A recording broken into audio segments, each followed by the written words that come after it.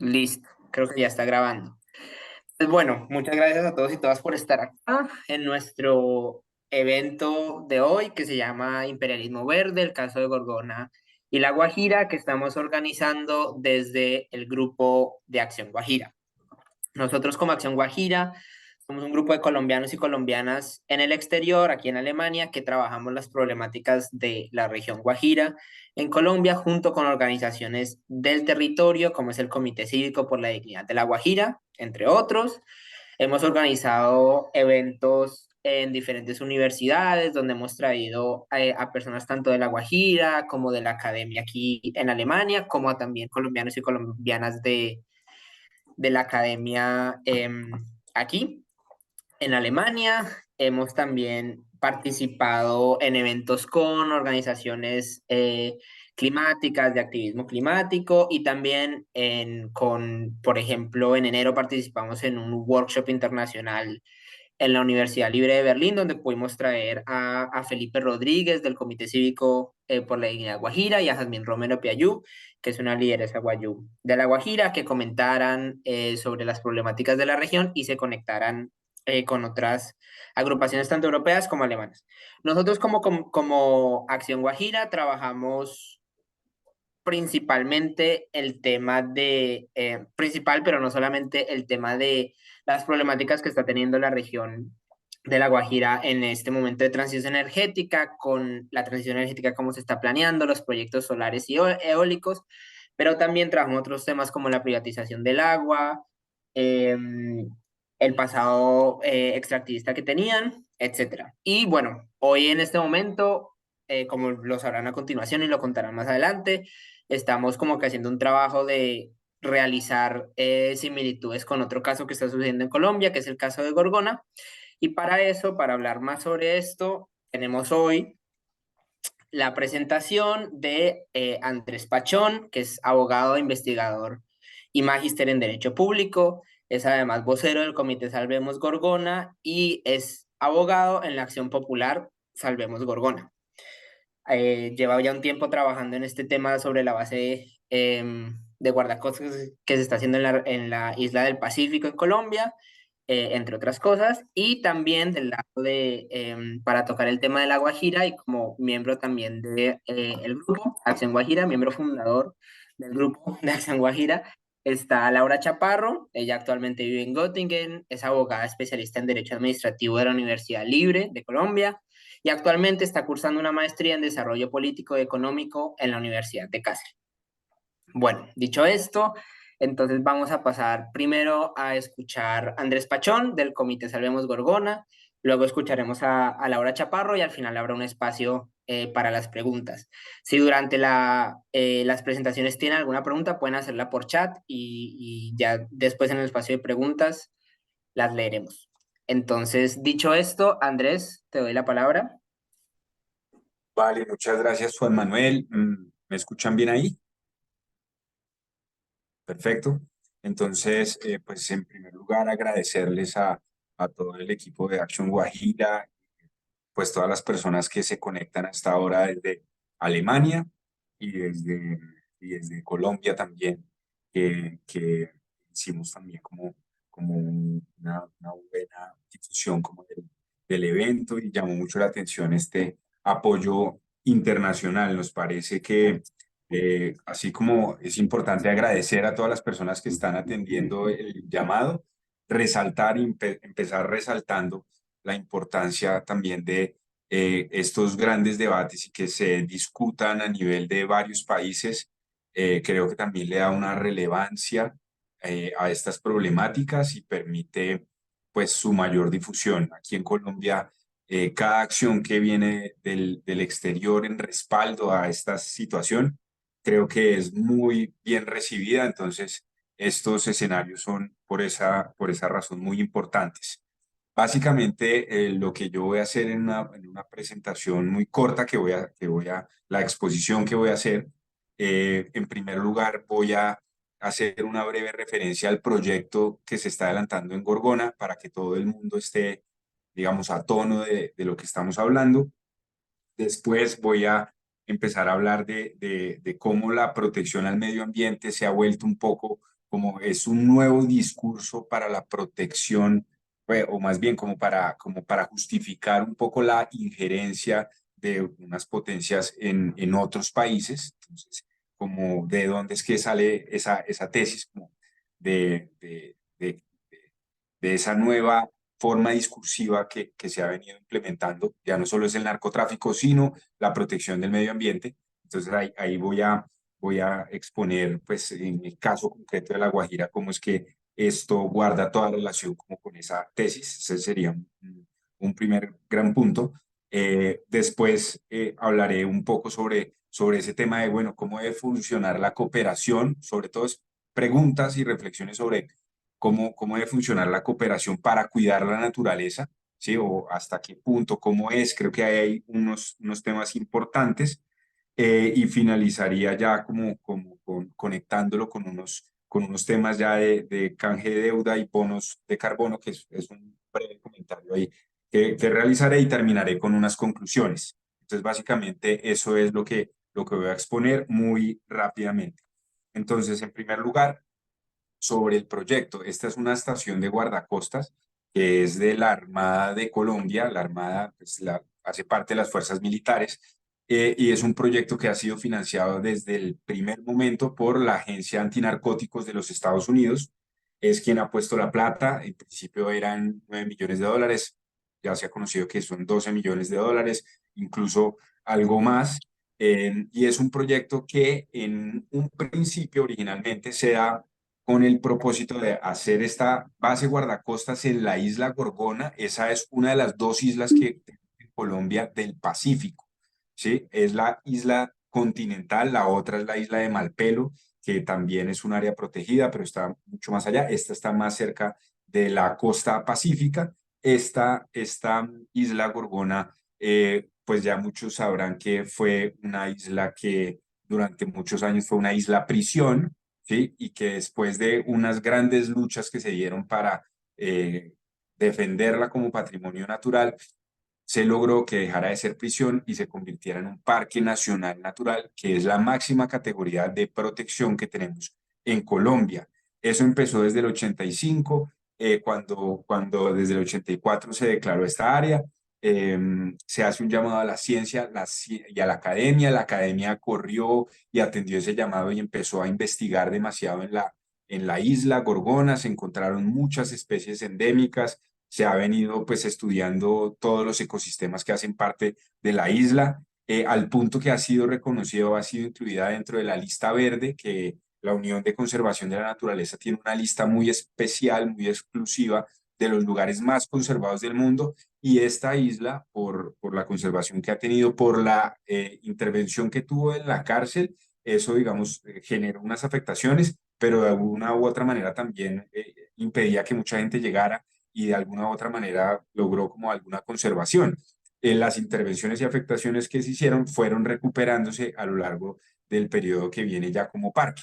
Entonces, todo eso fue, digamos que contribuyó a que fuera uno de los lugares más conservados. Se han encontrado especies endémicas y es uno de los corredores de mamíferos marinos más importantes que tiene el planeta, ¿cierto? Este triángulo Tribugá, Gorgona, Malpelo, es un triángulo de mucha, digamos, de mucha circulación de mamíferos marinos. Esta isla, por toda la investigación científica, ha sido reconocida como la isla ciencia de Colombia. Es el lugar en donde más se han efectuado investigaciones científicas. Tiene todo un comité científico asesor del Parque Nacional Natural y también es reconocido por ser un lugar en donde van a visitar las ballenas. Es uno de los lugares de los 5 puntos en donde se ha identificado que las ballenas yubarta tienen a sus crías y por la tranquilidad de sus aguas y por muchas particularidades, pues allí la tienen como si fuera una sala cuna. Por eso también se conoce como la sala cuna de las ballenas yubarta. Estas ballenas pues que hacen todo su tránsito de migración por el Pacífico y que incluso esto ha servido para que digan que las ballenas yubartas son colombianas, ¿sí? Porque nacen en el Pacífico colombiano, porque nacen en la isla Gorgona. Entonces, esto para mostrar también que el lugar pues es un lugar paradisiaco, como que dentro del Pacífico, repleto de biodiversidad Muy cansón, espera con repleto el perro. y repleto de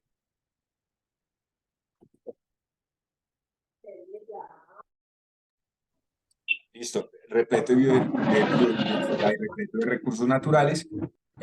Y esto ha hecho pues que estas ballenas siempre lo utilicen para aparearse, para tener a sus ballenatos, para lactarlos. La zona en donde se va a construir, ¿en qué consiste el proyecto? En construir un muelle, una torre del radar para el funcionamiento de un radar y una subestación de guardacostas que albergue cerca de 40 infantes de marina con el propósito de adelantar operativos militares. Todas las justificaciones del proyecto han sido en torno al narcotráfico, ¿sí? Que es para combatir el narcotráfico, que es para reducir los contenidos de pues, los viajes y todo el tráfico de estupefacientes que se da por esta ruta del Pacífico, que es una de las rutas, pues digamos, más utilizadas para llevar las drogas y la cocaína pues a Estados Unidos y por ahí derecho a Europa, bueno, a diferentes lugares. Esta ruta del Pacífico tiene muchos impactos en términos de narcotráfico, entonces todo el proyecto se ha venido justificando por la necesidad de controlar las rutas de narcotráfico. Sin embargo, entonces esto ha generado una gran movilización ciudadana. El comité científico de la isla ha sido muy activo y ha producido mucha información científica técnica. Son quienes más conocen la isla y han advertido de todos los impactos que podría tener no solo la construcción, sino la operación de esta subestación con el muelle, de todo el complejo militar que va a instalarse en la isla. Entonces ellos han sido muy críticos y han demostrado pues evidencia de todas las afectaciones, impactos acústicos en las ballenas y en los demás mamíferos marinos, pues el riesgo de colisión con las embarcaciones que van a empezar a circular con este tipo de mamíferos es la principal causa de muerte de las ballenas yubarta y de mamíferos marinos, es la colisión con este tipo de embarcaciones que tienen unos motores muy potentes para perseguir pues a otras lanchas en el mar. Entonces, este tránsito permanente y continuo pues puede afectar no solo acústicamente, sino también hacer colisiones y que pues este deje de ser como el lugar favorito y privilegiado de las ballenas yubarta y de otros mamíferos marinos para tener a sus crías para quedarse allí. O sea, cuando la isla Gorgona es conocida porque uno no tiene que ir a buscar las ballenas están ahí, se pueden ver desde la isla con sus crías, ahí mismo se ven los ballenatos. Entonces, esto hace que ponerle el trajín, ¿cierto?, de las operaciones continuas, pues sea algo que se haya cuestionado demasiado, ¿sí? Y también se ha dicho, bueno, y ustedes creen que van a acabar el narcotráfico instalando ese complejo militar en la isla Gorgona, y resulta que pues la eficiencia o la eficacia de este tipo de medidas pues también ha sido muy cuestionada porque lo que dice también la literatura y un poco la experiencia en lucha contra las drogas, pues es que esto se logra más con combatirlo en territorio, en el área continental, más que en los barcos en donde es mucho más difícil la ubicación, ¿cierto? Entonces también se ha puesto en duda como la efectividad o la eficiencia de esta medida y en cambio sí el costo en términos medioambientales, de integridad ecológica, de protección de la flora y la fauna de este lugar tan especial y tan sensible, tan delicado, pues sí ha hecho que, digamos, como, que el costo superaría más los beneficios que genera esta instalación de esta subestación militar. Entonces, bueno, si estos son como las situaciones, ¿cuál es la razón de ser de mantener el proyecto militar? Y ahí es donde entramos como a un poco lo que convoca esta conversación, ¿sí? Lo del imperialismo verde. Y es el tema al final de que al ser una base financiada por los Estados Unidos, resulta que esa financiación no es casual ni es como a la deriva, ¿no? Hace parte de toda una estrategia que hemos venido identificando en diferentes documentos de agencias norteamericanas en donde se deja claro que esto obedece a una estrategia de los Estados Unidos, dirigida por el Comando Sur de los Estados Unidos, con el propósito de ejercer un mayor control en Latinoamérica y por supuesto en el Pacífico, y eso incluye el Pacífico colombiano. Ellos denominan toda el área del Pacífico, hay el paisaje, ellos lo llaman como el paisaje del Pacífico este tropical, ¿cierto? Y incluye Costa Rica, unas islas de Costa Rica, incluye Colombia, incluye Ecuador, ¿cierto? Toda un área que ellos la ven como muy sensible por los grandes recursos económicos que existen. Entonces, se han conocido y ha trascendido, pues, eh, documentos de la propia Embajada de Estados Unidos en diferentes países. Hay uno muy conocido en Panamá, en donde ellos dicen, mire, nosotros como Estados Unidos estamos haciendo una subestación guardacostas y un radar, y estamos instalando un radar en Gorgona con el propósito, pues, de manejar, de controlar aquí lo de la pesca ilegal y bueno, todo esto.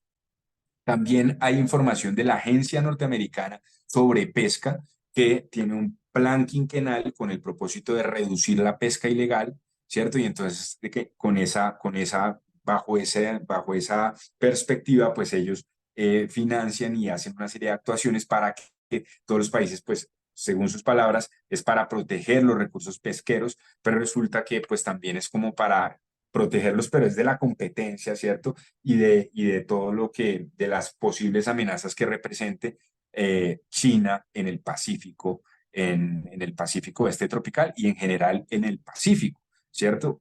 Uno no puede entender este proyecto o más bien, lo ideal es no perder de vista que este proyecto está en un marco geopolítico y también es esa lucha y esa disputa que hay entre Estados Unidos como gran potencia hegemónica mundial y por otro lado, pues China y Rusia como importantes poderes emergentes que empiezan a hacer una disputa y eso implica también el Pacífico. ¿Sí? Entonces Estados Unidos está muy a la expectativa o muy interesado en fortalecer su presencia en Latinoamérica y eso lo hace en donde puede de manera directa y en donde no, pues a través de lo que ellos denominan bases financiadas o cuasi bases, que son este tipo de infraestructuras que ellos patrocinan y que de alguna manera les ayuda a empezar a ejercer cierto control. Ahora, se preguntará uno, ¿y control sobre qué? Y resulta que esta zona es inmensamente rica y el control es sobre muchas cosas. La instalación de este radar, la presencia de esta base guardacostas, si bien en principio es manejada por Colombia, pues existe la gran posibilidad de que eso termine siendo también manejado o al servicio, ¿cierto?, de ese Comando Sur de Estados Unidos. Recientemente hubo una denuncia que señalaba cómo el parque fue cerrado por una gripe aviar de pelícanos. Entonces nadie podía entrar a la isla. Pero resulta que llegó un helicóptero y después de unos derechos de petición que pedimos como comité, pues se nos informó que ese helicóptero iba con contratistas y con personal del ejército norteamericano a visitar la isla, fue en helicóptero, pues eso no es lo ideal por términos de impacto ambiental. Allá llegaron, ¿cierto? Entran y salen y pues, digamos, si eso es así, sin la subestación y sin el radar, pues ¿cómo será cuando esa instalación en donde ellos participaron económicamente, pues ya esté en operación? ¿Sí? Entonces, eso es como una muestra de cómo ellos pueden empezar a generar esta injerencia y a tener cierto control. ¿Y control sobre qué? Pues este es un territorio inmensamente rico. En todo este Pacífico, este tropical, están ubicados uno de los bancos de peces más importantes del mundo. Entonces, aquí todo el tema de protección de esos recursos pesqueros se vuelve muy importante y uno dice, ah, ellos están interesados en esos bancos de pesca, pero también en toda la riqueza de biodiversidad, no solo de Gorgona, sino de las aguas. Gorgona es un parque nacional natural que es la isla, pero está conformado también por todo un conjunto de mar que la rodea, ¿sí? Y ese conjunto de mar también es supremamente rico. Tiene una de las barreras de coral y unos de los arrecifes de coral más grandes que hay en el Pacífico. Los arrecifes se dan sobre todo en otras partes, pero en el Pacífico hay unos muy escasos y unos de esos, los más extendidos, están en la zona de Gorgona. Entonces, esto tiene también mucha importancia, sumado a los recursos gasíferos y petroleros que hay también en este lugar. Y a eso no podemos perder de vista también el fitoplancton, ¿cierto? Que son estos organismos que sirven para capturar carbono, CO2, que se vuelven también muy importantes en la era y frente a la situación de la crisis climática, para combatir la crisis climática, empiezan a volverse muy importantes los sumideros de carbono. Y resulta que Gorgona, hay estudios de universidades colombianas que demuestran cómo Gorgona en buena parte del año funciona como sumidero de carbono, como esponja que absorbe ese CO2 que es parte fundamental de los gases de efecto invernadero. Entonces allí es cuando encontramos que esto está también como con el propósito de ejercer un control sobre esas áreas. Con la base, con el radar, pues ya tienen una excusa, ¿cierto?, para ir a mirar cómo es que está funcionando, si está funcionando bien, mal.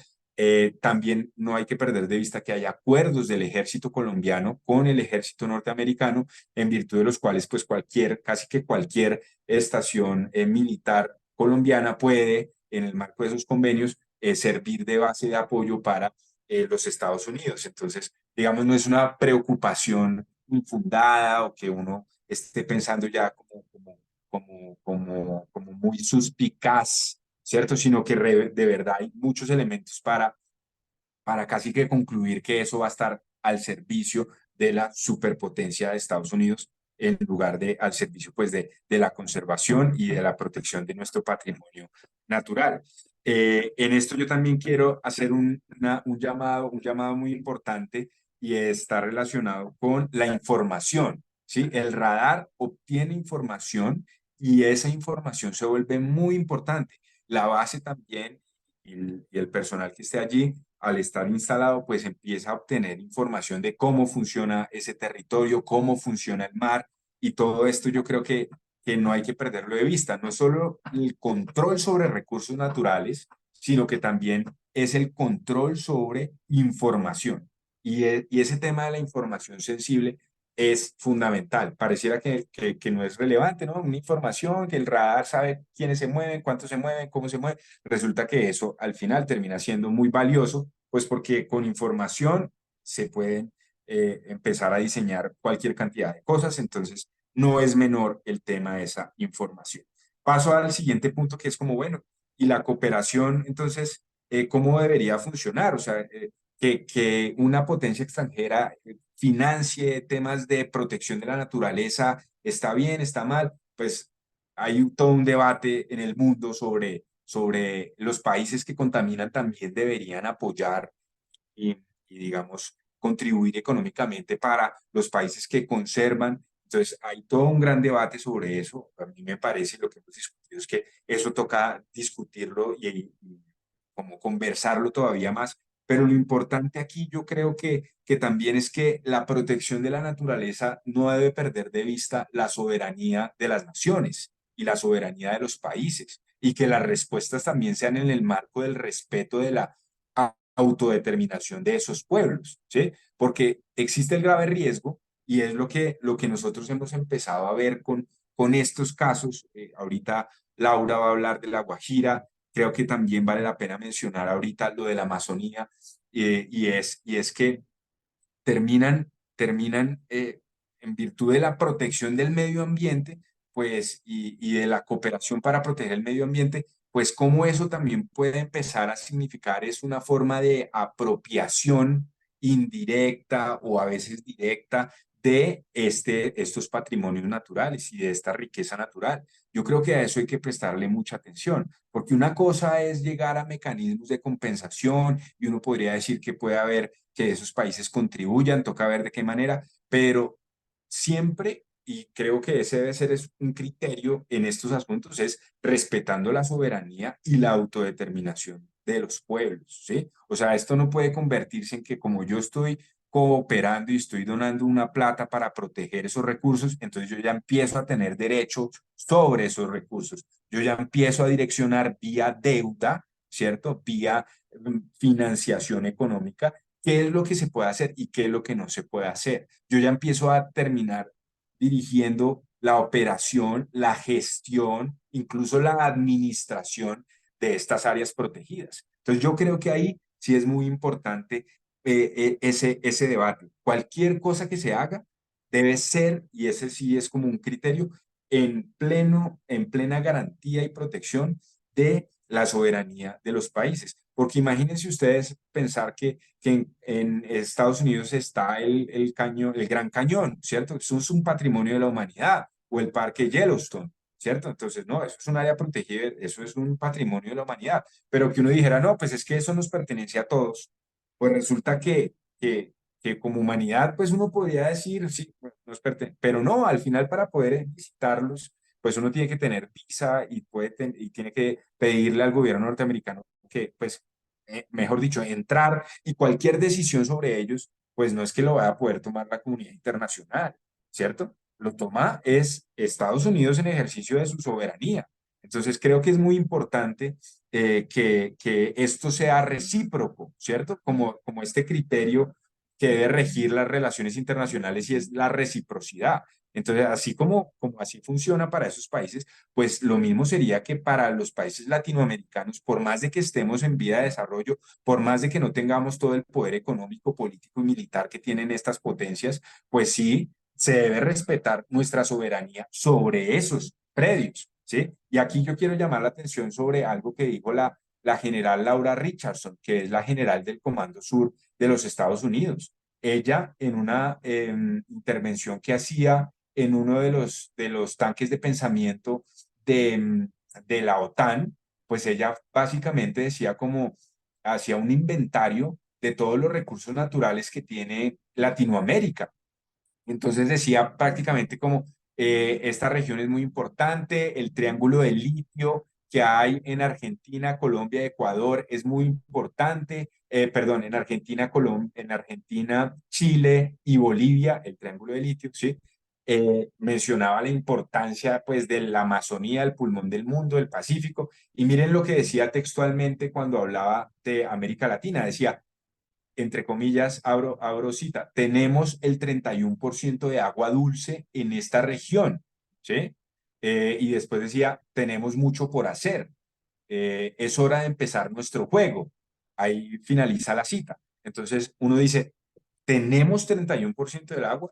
Pues, pues, ¿cómo así que tenemos? ¿Sí? Ellos tienen, América Latina tiene, ¿sí? Pero no, la visión de Estados Unidos y también esto ha empezado a florecer en otras potencias, ¿cierto? Que empiezan a tener como la misma visión, es como si fueran los recursos, no de esas estados nacionales, sino que fueran recursos supranacionales. Entonces yo también, en el marco de lo que estamos debatiendo aquí hoy, es esos recursos son supranacionales o pertenecen a los países soberanos en donde están ubicados, ¿sí? Porque entonces bajo el discurso de que, claro, la humanidad entera son de todos, porque entonces el Amazonas presta unos servicios ecosistémicos a la humanidad, porque es sumidero de carbono y de toda la humanidad al final, y porque entonces el ciclo del agua que tiene termina influyendo hasta en el desierto del Sahara, ¿cierto? Entonces, pues uno podría decir que en términos generales sí es para toda la humanidad, pero no quiere decir eso que su control, que su orientación, que la gestión o que su protección entonces deba ser de todo el mundo. Entonces, de las Naciones Unidas o entonces del G7 o de el Comité de Seguridad de la ONU, el de Seguridad de la ONU, ¿será? O es de los países soberanos que ejercen ahí, claro, con apoyo, puede ser, con alguna con comunicación con la comunidad internacional, con algún respaldo de estos países, pero los países amazónicos en ejercicio de su soberanía, porque de lo contrario entonces estaríamos asistiendo a una nueva fórmula en donde nosotros no vamos a tener, según la visión de las grandes potencias, la capacidad de gestionar bien estos importantes recursos para la humanidad. Entonces, ellos que sí saben, ¿cierto? Entonces van a venir a prácticamente administrarlos, ¿cierto? Y por qué no mañana nos dicen, no, mire, es que definitivamente declaramos la zona independiente de la Amazonía y ponen a un gobierno títere o cualquier cosa. Y no es que esto sea producto de mi imaginación, es que la gente que nos escucha, que también es de otros países, podrá, no, es importante que recuerde el caso de Panamá. Panamá era colombiano, era territorio colombiano y allí se identifica como un lugar estratégico para hacer un canal interoceánico y resulta que ellos, Estados Unidos nos empieza a decir, Francia también estaba en las mismas, venga, yo los puedo ayudar, yo financio una parte, yo miro a ver cómo hago, yo llevo mis contratistas, no sé qué, y por esa vía terminaron, fue robándonos Panamá, porque eso fue un robo, ¿cierto? Nos lo quitaron así y nos dieron una indemnización irrisoria, ¿cierto? Y nos terminaron quitando Panamá. Entonces, yo frente a eso, por eso traigo a colación el ejemplo, porque no es un invento, no es algo como traído de los cabellos, es que ya ha pasado en la historia, es que ya ha pasado en la historia. Entonces, frente a esas graves amenazas, frente a la historia que ya tenemos, sí es prudente decir como, bueno, y Colombia va a permitir que la gestión de su inmensa riqueza natural, no solo en el Amazonas, sino también en el Pacífico, por toda esta riqueza, el Chocó biogeográfico, en donde está el Pacífico y está, hace parte también esta isla Gorgona, es de uno de los lugares más ricos en biodiversidad del mundo. Entonces, la biodiversidad también tiene un valor incalculable. Entonces, vamos a dejar que estos pequeños pasos terminen como abriendo un escenario, un boquete, una posibilidad para que potencias extranjeras empiecen a ejercer control territorial, control marítimo, control de información, control de recursos, bueno, una serie de controles que no necesariamente van como en favor de los intereses nacionales. Y terminaría yo entonces con esto, porque perdón la extensión, se va uno emocionando, y es que todo esto también está conectado con los bonos de carbono y con el canje de deuda, que terminan siendo de alguna u otra manera mecanismos financieros del sector financiero a través de los cuales se empieza a ejercer también control. ¿Sí? Entonces, resulta que el fitoplancton es sumidero de carbono, entonces fácilmente yo después puedo decir que puedo emitir unos bonos de carbono sobre el fitoplancton del Pacífico y esos bonos se empiezan a vender en el mercado secundario, en el mercado bursátil, ¿cierto? Y por otra vía, llevo otro mecanismo financiero que es el canje de deuda, entonces usted no explota ese lugar y yo le rebajo unos recursos en la deuda externa que usted tiene, pero ni siquiera en el capital, sino en los intereses. ¿Sí? Pero a cambio, entonces yo le digo, mire, usted tiene que hacer esto, usted tiene que hacer aquello, y empieza la deuda y el sector financiero a jugar un papel muy importante en estos lugares tan sensibles, ¿cierto? Y empiezan a ejercer formas de propiedad. Y después entonces resulta que esos bonos no sabemos en qué terminen y después alguien podrá decir que es que tiene propiedad sobre esos títulos y que esos títulos entonces se basan en unos terrenos y en unos territorios, entonces que tiene derecho sobre esos territorios, ¿sí? Entonces yo creo que eso es muy importante tenerlo en el mapa, tenerlo como parte de las variables y es que una nueva forma es a través de estos mecanismos financieros. Entonces, finalmente, en conclusión, es llamar la atención, teniendo en cuenta el título de esta conferencia de Imperialismo Verde, es cómo el discurso de protección del medio ambiente y de lucha contra el cambio climático ahora empieza a ser utilizado como una nueva forma para justificar la intervención de potencias, ¿sí? En países en vía de desarrollo, en países del tercer mundo, como Colombia, ¿cierto? Y como varios países de América Latina. Entonces, ¿cómo funciona ahora este lavado verde, este maquillaje verde, de hacer lo mismo que han hecho siempre, pero ahora con un ropaje verde? ¿Cómo entonces empiezan a ver estos recursos como supranacionales y no como pertenecientes a los estados soberanos? Y también cómo están todos estos vínculos con el sector financiero que pueden abrir el paso a el saqueo de nuestros recursos naturales e incluso hasta la expropiación, como ha pasado en otros lugares. Entonces, creo que lo de Gorgona no debe verse como algo menor, sino que hace parte de todo un entramado, ¿sí? Al que nos debemos dar cuenta de eso rápidamente y llamar la atención sobre el tema para defender nuestros recursos naturales, porque por ahí comienzan y después la base ya no es de 40, sino que necesitan que sea de 80 y después ya no es una zona de la isla, sino toda, y después ya no es solo Gorgona, sino Malpelo, y por ahí empiezan a poner banderitas, ¿cierto? Para que después hagan su juego, como lo dice la general Laura Richards. Listo. Muchas gracias, Andrés, por la explicación, por la ilustración tan buena que hiciste del caso y de cómo se está llevando justamente ese discurso ambiental, o sea, cómo se está recubriendo las viejas prácticas, como lo dijiste, con este discurso ambiental. Y efectivamente, como dijiste, no es un caso aislado ni único, ni en Latinoamérica ni en Colombia, por lo que ahorita podemos ver cómo se ve esto también ya en la región norte de Colombia, en La Guajira, y para eso te doy entonces la palabra a ti, Laura. Muchas gracias, Juanma, y muchas gracias, Andrés, por tu presentación. De verdad que muy pertinente para el tema que nosotros intentamos explicar todo el tiempo con Acción Guajira acerca del rol del capital financiero en la región de La Guajira y específicamente en el tema de la transición energética.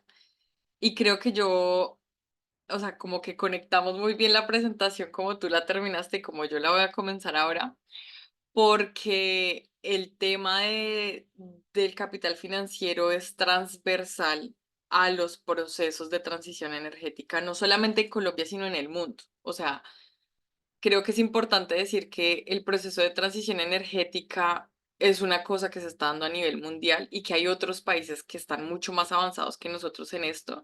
Y es ahí a donde nosotros tenemos que mirar. ¿Cuáles son las experiencias que ya se han tenido? ¿Qué es lo que la historia nos ha enseñado? ¿Y qué es lo que puede reproducirse en Colombia también? Entonces, bueno, yo preparé una presentación porque el tema de La Guajira es súper complejo. Hay que hablar de dos realidades, el tema de la extracción de carbón y el tema de la transición energética. Así que voy a compartir una información que puede ser compleja. Si tienen preguntas, nomás escríbanlas en el chat o las dejamos al final. Hago de entrada una aclaración. Yo no soy guajira, no soy una 100% experta en el tema. Pueden haber cosas en las que tal vez me equivoque, así que si ustedes son expertos en el tema, por favor no duden en clarificarlo, porque desde Acción Guajira pues somos un grupo de estudiantes que estamos aquí en Alemania y estamos en este proceso de aprendizaje sobre los temas de transición energética y los temas que están afectando directamente a La Guajira. Y escogimos La Guajira no al azar, sino porque realmente La Guajira es el epicentro de la discusión de la transición energética y el epicentro de la discusión de cómo va a ser la inversión extranjera directa del capital financiero internacional en Colombia en el futuro. O sea, La Guajira tiene realmente una envergadura impresionante. Así que, bueno, empecemos como por la agenda de lo que vamos a tratar hoy. Primero vamos a hablar un poco acerca de lo que es el... Ay, perdón. ¿Están viendo mi presentación?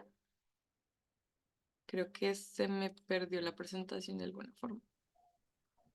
Estoy Ahí se viendo. está bien. ¿Sí? Ah, ok, ya. Y ahora sí. Primero vamos a empezar hablar sobre lo que entendemos por imperialismo verde. Luego vamos a hablar brevemente sobre la situación de La Guajira y ya vamos a entrar en materia a hablar sobre el extractivismo, la transición, un poco sobre el hidrógeno verde, porque es tema, márquenselo en la frente, es súper importante y va a ser tema de discusión en el futuro próximo. Va a estar en las noticias en todo lado y luego unas conclusiones. Entonces, hablemos acerca del imperialismo y de lo que entendemos sobre imperialismo. Entonces, cuando uno dice, bueno, ¿ustedes qué idea tienen o sea, qué se les viene a la cabeza cuando escuchan la palabra imperialismo? Y seguramente lo primero que se les viene a la cabeza es una imagen así, que son los españoles que traen la niña, la pinta y la Santa María, que llegan a América y que conquistan el Nuevo Mundo, etcétera, etcétera. Pero digamos que eso se puede traducir a otras formas, a unas formas un poco más actualizadas de lo que se entiende por imperialismo. Me voy a ir a un concepto súper básico, cómo se entiende en el diccionario de la lengua española la palabra imperialismo solamente. Y ahí dice, es una actitud y doctrina de quienes propugnan o practican la extensión del dominio de un país sobre otro u otros por medio de tres fuerzas: la fuerza militar, la fuerza económica o la fuerza política. Andrés ya hizo un trabajo espectacular explicando un poco acerca del tema de la fuerza política. Yo me voy a concentrar un poco más en el tema de la fuerza económica y política en el contexto de La Guajira. Y vamos a ver que varios autores, algunos de ellos ustedes los pueden encontrar acá en esta lista, em, están hablando de nuevas formas de imperialismo en el contexto de la transición energética y están hablando también de lógicas neocoloniales. Y dentro de ese rol se ven imágenes como esta. se ven imágenes como esta, estos grandes parques eólicos. Esto es una foto que tomó un investigador de la Universidad de Kassel, donde yo estudio, con una profesora que hizo una visita el año pasado a La Guajira y donde estuvieron visitando la Alta Guajira de los indígenas para ver cómo está la situación allá. Y pues parte de de estas investigaciones han concluido que hay un desequilibrio en la relación de la transición energética entre el sur global y países del norte. No es lo mismo hablar de transición energética aquí en Alemania que hablar de transición energética en Colombia, y eso lo vamos a desarrollar durante los siguientes minutos. Pero hay una especial particularidad, y es el tema de la deuda externa de los países del sur global. Entonces, países, por ejemplo, como Colombia, tienen una deuda externa de más o menos 193 millones de dólares. Eso es más o menos el 56% del Producto Interno Bruto colombiano, según el Banco de la República. Esos son cifras grandes. Y eso va a jugar un rol porque vamos a ver, Colombia tiene esta deuda externa que no se toma en pesos colombianos. Eso es una deuda que se toma en dólares. Y Colombia no produce dólares. Eso significa que de algún lado tienen que salir los dólares. Y la producción de carbón ha jugado un papel fundamental para obtener esas divisas para pagar la deuda externa. Pero ya vemos que estamos en una época de transición, se está terminando el proceso de producción de carbón y ahora necesitamos traer esas divisas de otra forma. ¿Cómo lo estamos haciendo? ¿O cómo se está planteando hacer en un futuro? A través de la transición energética. Entonces, la situación de La Guajira es compleja. Es una situación donde tenemos que hablar del pasado del carbón. En La Guajira está ubicada el Cerrejón. Es una de las minas a cielo abierto más grande del mundo y es la mina a cielo abierto más grande de Latinoamérica. Y esta ha traído en los últimos 30 años de explotación de carbón varias consecuencias para la gente en La Guajira, creando lo que algunas personas han denominado, algunos expertos, una gran crisis humanitaria. El año pasado, para el mes de abril, se habían muerto 18 niños por Guayú por temas de desnutrición, por ejemplo. La situación de agua es compleja, se han secado los recursos hídricos, etcétera, etcétera. Eso lo miraremos un poquito más adelante. Y ahora tenemos el presente y el futuro, que es la transición energética. Nosotros como Acción Guajira hemos hecho como un tipo de profecía, y es que vemos que se están repitiendo los errores del pasado, los del carbón, en los procesos de la transición energética. Y lo que nos preguntamos es si la transición energética va a solucionar la crisis humanitaria de La Guajira. Adelanto, yo considero que no lo va a hacer. Al contrario, lo va a profundizar. Pero bueno, de eso solo podemos esperar a ver qué pasa en el futuro, pero eso son como nuestras premoniciones, como si fuéramos brujas y brujos sobre el tema. Entonces, hablemos un poco sobre el tema del extractivismo, sobre el contexto del carbón y el cerrejón. Del cerrejón no podemos, o sea, no podemos hablar solamente del tema del cerrejón porque hay todo un contexto, todo un marco teórico y todo un marco legal sobre el tema de la explotación de carbón. Pero bueno, voy a intentar hacerlo más general y ir como al tema particular. Entonces, el extractivismo de carbón necesita, como yo les digo, un marco legal. Y ese marco legal esta apertura se dio a través de la Constitución del 91, con todo el ingreso de la globalización al país. Y base por ejemplo, del Código Minero del 2021 es esa Constitución. Ese código minero tiene una historia espectacular. Yo los invito a que investiguen cómo fue redactado el código minero colombiano, porque realmente es que si ustedes quieren hablar de imperialismo, ahí está una de las bonitos ejemplos acerca de cómo tienen injerencia las instituciones internacionales en las decisiones nacionales. Este código fue redactado, influenciado y presionado por corporaciones mineras como Cemex y Holcim, y fue promovido y además fue pagado por organizaciones e instituciones extranjeras. Fue promovida su redacción por el Instituto de Investigación de Energía canadiense y además fue pagado por el Banco Mundial. Esto no lo estoy diciendo yo, ahí tienen el texto donde saqué la información. Y después de su redacción, muy curiosamente, agentes del gobierno fueron contratados para trabajar personas que trabajan en la redacción de ese código para trabajar en empresas mineras, como por ejemplo Anglo Gold Ashanti. Y pues eso ya demuestra que hubo ahí como una falta de transparencia con el proceso de redacción. Además, hay un control que se dio a partir de este código y desde la Constitución del 91, un control de empresas multinacionales en el sector. El Cerrejón antes era llamado Carbocol y este fue comprado por empresas multinacionales como por ejemplo el Anglo Gold American, la BPH Billington y Glencore. Actualmente, a partir del 2021, Glencore compró el 100% del Cerrejón. Y otro aspecto relevante es la política neoliberal que se ha planteado en los últimos gobiernos para la extracción de carbón y para lo que les decía yo en un momento, atraer ese capital financiero. Uribe lo hizo a través de la confianza inversionista y Santos lo hizo a través de la locomotora minero-energética. Y esto que ha traído como consecuencia en estos años de explotación minera, en el pueblo de La Guajira hay una constante violación del derecho fundamental a la consulta previa de las comunidades indígenas. Hay desplazamiento de las comunidades indígenas. Para eso les recomiendo mucho un documental que se llama La Buena Vida, que está creo que en Amazon Prime, si lo quieren ver. Hay otra consecuencia muy grande que es el tema de la sequía. La Guajira es una zona semidesértica donde las temperaturas son altísimas y gracias en consecuencia de la explotación minera se han secado más de 10 fuentes hídricas. Hay problemas de salud, hay problemas de piel y problemas respiratorios en las personas que viven cerca a la mina por el polvillo que se crea de la explotación de cuando se detonan las bombas para encontrar el carbón que está en la tierra.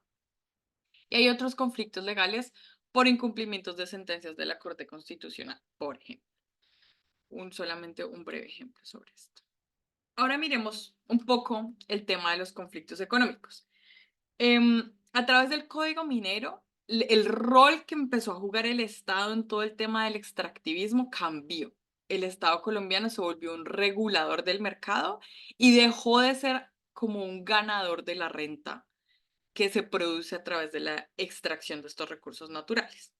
Y hay otros factores que son más conectados al comercio internacional que afectan un poco la ganancia que tiene el Estado de la extracción de carbón, por ejemplo. Ustedes dirán, bueno, pues estamos hablando de imperialismo verde, estamos hablando de transición energética, ¿por qué Laura está hablando de este tema? Bueno, es que las reglas que yo les voy a explicar acá se van a trasladar a la transición energética.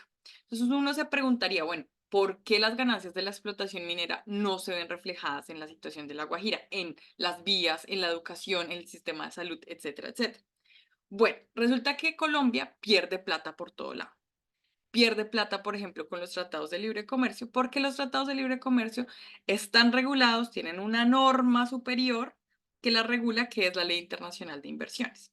Acá ya hemos dicho que hay varios actores. Está el Estado y también están las empresas multinacionales y las instituciones como, por ejemplo, financieras como el Banco Mundial o el Fondo Monetario Internacional. Estas instituciones, estas multinacionales, están reguladas bajo unas normas de juego que están dentro de esa ley internacional de inversiones. Si Colombia tiene un conflicto de cualquier tipo con una empresa multinacional, ese conflicto no se resuelve con las normas nacionales, se resuelven bajo esta norma de ley internacional de inversiones. Ya Colombia tuvo un problema con Glencore, que es la dueña del Cerrejón, por la mina de Calenturita o Calenturitas, no estoy segura si he cometido un error, pero bueno. Glencore inició una acción legal y ahí por haber violado el Tratado de Inversiones con Suiza y ahí Colombia perdió más de 19.000 millones de dólares. Ahí no están incluidos los costos de los abogados, el costo del proceso, fue mucha más plata por esta regulación de esta explotación minera.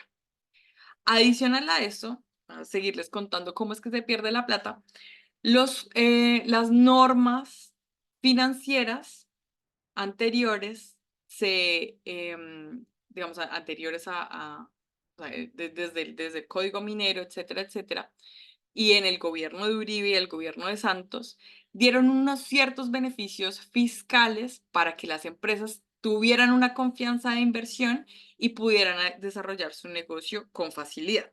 El problema es que como decimos en Colombia, se dieron garra con las exenciones fiscales. En un momento la DIAN dijo, hubo más de 229 exenciones fiscales para empresas que se desarrollaban en el sector financiero y en el sector minero. Esto representaba el 56% de rentas que se dejaron de percibir para el gobierno, para el país, y que obviamente pues no se invierten en las comunidades. En el año 2018 fue un año muy importante porque se demostró que la DIAN demostró que en ese momento estas extensiones tributarias representaron casi el 32% de las extensiones en general de todo el sistema tributario. Y entre el 2010 y el 2016 estas crecieron en un 1000%, o sea, le regalaron todo, se llevaban todo. Y adicional a eso, por ejemplo, en el año 2016, solamente en el año 2016, hubo extensiones de 71.000 billones de pesos. Entonces, por ese lado también se está dejando de percibir dinero que se puede invertir en las comunidades. Ahora, hay otro aspecto también fundamental que es el tema de la evasión de los impuestos que se hacen por parte de estas empresas multinacionales. Hay varios estudios que lo demuestran. Uno de esos es el que yo tengo aquí de Carvajal y Moreno, pero ahí ellos pues mostraban solamente el caso del Cerrejón, cómo tienen vínculos con paraísos fiscales en las Bermudas, en las Islas Vírgenes Británicas. Esto fue, por ejemplo, un hecho probado también por un periódico alemán, como las empresas como Glencore, empresas vinculadas al Cerrejón, mandan sus ganancias a paraísos fiscales para evitar pagar esos impuestos. Entonces, teniendo en cuenta esta situación, veamos cómo está el tema de la transición energética y cómo esto se traduce, estos poderes económicos, cómo se traducen en el tema de la transición. Bueno, la transición energética en La Guajira se está dando por iniciativa del gobierno nacional. Esto no empezó con Petro, esto empezó con Duque, pero Petro lo está continuando y es parte principal de su agenda. Está dentro del Plan Nacional de Desarrollo. Él lo dijo, La Guajira va a ser el epicentro de la transición. Hay ya parques eólicos funcionando en La Guajira. Actualmente hay 57 parques eólicos. Unos se encuentran en construcción, los otros se encuentran en estudio. Y estos están manejados por alrededor de 19 empresas. 17 de ellas son empresas multinacionales. Hay una estudiosa de este tema que se llama Joanna Barney, que es de una institución que se llama Indepaz. Les recomiendo muchísimo que busquen la información que ella está escribiendo porque es una de las expertas que tiene este tema de la transición energética en La Guajira. Ahora, los parques solares, o sea, La Guajira es un lugar perfecto para la transición energética porque el viento corre a una velocidad casi que estática durante todo el año. No hay estaciones tan fuertes como, por ejemplo, las que se ven aquí en Europa. Y adicionalmente, el sol, o sea, la temperatura es de algunos días más de 40 grados y pues es perfecta para tener paneles solares. En este momento hay 6 proyectos de paneles solares en La Guajira, pero se han aprobado también otros proyectos con una capacidad solar muy relevante para la región. La Guajira tiene una gran capacidad solar, en conclusión. Entonces, miremos el caso de los beneficios tributarios que se están dando ahora en el tema de la transición energética. Los beneficios tributarios que ya se tenían en el carbón se eliminaron a través de la ley 2099 del 2021, pero se trasladaron la mayoría de ellos a la transición energética. Entonces, los proyectos de inversión, por ejemplo, que se hagan en el sector de transición energética, tienen el 50% del valor de la inversión va a tener unas exenciones tributarias. Se les dieron exenciones de IVA para los bienes y servicios que se utilicen para generar esta electricidad. Además, las empresas o personas físicas que realicen inversiones directas en estas actividades pueden acceder a los beneficios tributarios que están en esta norma, independientemente de que sean nacionales o extranjeras. Adicional a esto, hay un factor que ya Andrés nombró y es el tema de los bonos verdes y las alianzas público-privadas. Esto se está empezando a mover a nivel internacional. Ya Petro promulgó el primer o lanzó el primer bono verde, pero en realidad eso a nivel mundial ya se está haciendo. O sea, los países que tienen problemas así de deuda y que tienen más o menos como una economía más o menos desconfiable, ellos están haciendo alianzas público-privadas para asegurarle una ganancia al inversor privado y para que estos bonos verdes pues sirvan también como para rotarlos dentro del mercado financiero. Entonces, ahí hay otro tema que hay que revisar también en el tema de la transición energética. Sobre el tema de el respeto de los derechos humanos, es también muy compleja la situación en la transición energética. Hay un documental en YouTube donde se presenta cómo el tema de la explotación de carbón hizo que muchas comunidades se tuvieran que desplazar de sus territorios. Y vemos que eso está pasando también con la transición energética. La transición energética se está haciendo sobre los territorios de las comunidades indígenas que están protegidos bajo la consulta previa y donde las comunidades están diciendo que no se están respetando. Se están haciendo licencias ambientales express y, mejor dicho, la transición energética se quiere hacer lo más rápido posible. Hay partes, por ejemplo, donde se está planteando tener parques eólicos en el mar, por ejemplo, en el Cabo de la Vela, y donde ya los indígenas están denunciando que no los están dejando acceder a esa parte del territorio para poder pescar porque ahí va a estar el parque eólico. Y esos parques en el mar son muy rentables porque tienen un bajo precio de producción y producen muy buena energía. Entonces, digamos que ese tema de derechos humanos también vemos que se está planteando como una complicación en el tema de la transición energética. Ahora, sobre los paraísos fiscales, no nos salvamos. También se está repitiendo el tema de los paraísos fiscales en la transición energética. Aún no conocemos casos dentro de las multinacionales que están vinculadas a La Guajira, pero ya hay un estudio de la institución Sede de Trabajo del 2022 donde planteaban que multinacionales que están involucradas con proyectos de transición energética en Córdoba tienen vínculos con compañías que están reportadas en paraísos fiscales, como por ejemplo Inca Energy. Y aparte, pues sobre el tema de los tratados de libre comercio, sigue siendo la misma normatividad. O sea que digamos que esta ley de inversión extranjera de esos conflictos en los tribunales de arbitramiento se pueden seguir generando en estos proyectos de transición energética.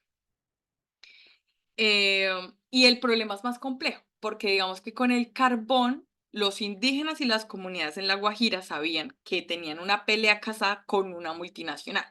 El respeto de derechos humanos, el tema de las sentencias de la Corte Constitucional, todo era directamente contra Glencore. Pero ahora tienen 17 multinacionales y con cada una hay un conflicto diferente. Entonces, es difícil el panorama de La Guajira en este contexto porque es prácticamente como si se estuviera repartiendo el territorio a diestra y siniestra para la producción de esta energía. Ahora, eso está creando nuevos extractivismos. No es que la energía, la transición energética sea la solución para todos los problemas del cambio climático en el mundo. No, va a tener diferentes niveles, va a tener diferentes impactos. Lo que les decía yo al principio, no es lo mismo hablar de transición energética en Alemania que hablar en Colombia. ¿Por qué? Porque para estas máquinas, para estos paneles solares, para estos